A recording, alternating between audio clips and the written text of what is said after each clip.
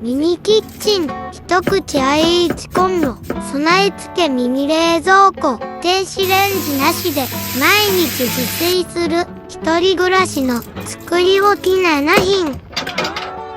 セロリと人参のきゅうりとわかめのネバネバ昆布韓国風無限ツナキャベツ、宝冠店のヤムウンセン風サラダ、さつまいもとナッツのチーズあえデリ、たらかし、塩麹蒸し煮バトリ、いっぱいできました。